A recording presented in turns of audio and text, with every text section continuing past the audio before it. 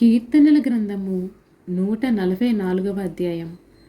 నాకు ఆశ్రయదుర్గముకు యెహోవా సన్నుతింపబడునుగాక. ఆయన నా చేతులకు యుద్ధమును నా వేళ్లకు పోరాటమును నేర్పువాడై ఉన్నాడు. ఆయన నాకు కృపానిధి, నా కోట, నా దుర్గము, నన్ను తప్పించువాడు, నా కేడము, నే ఆశ్రయించువాడు. ఆయన నా జనులను నాకు లోపర్చువాడై ఉన్నాడు. యెహోవా, నీవు నరులు లక్ష్యపెట్టుటకు వారు ఏ పాటివారు? నీవు వారిని ఎన్నిక చేయుటకు మనుషులు ఏ పాటివారు?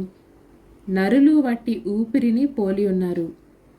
వారి దినములు దాటిపో నీడవలే నున్నవి. యెహోవా, నీ ఆకాశమును వంచి దిగిరమ్ము. పర్వతములు పొగరాజునట్లు నీవు వాటిని ముట్టుము. మెరుపులు మెరిపించి వారిని చెదరగొట్టుము. నీ బాణములు వేసి వారిని ఓడగొట్టుము.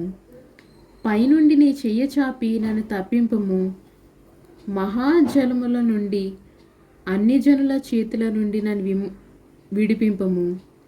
వారి నోరు వట్టి మాట్లాడుచున్నది, వారి కుడిచే అబద్ధముతో కూడి ఉన్నది. దేవా, నిన్ను గురించి నేను ఒక కొత్త కీర్తన పాడెదను. 10 తంతుల సితారతో నిన్ను కీర్తించెదను. నీవే రాజులకు విజయము దయచేవాడవు. దుష్టుల ఖడ్గము నుండి నీవు నీ సేవకుడైన దావీదును తప్పించువాడవు. ఆమేన్.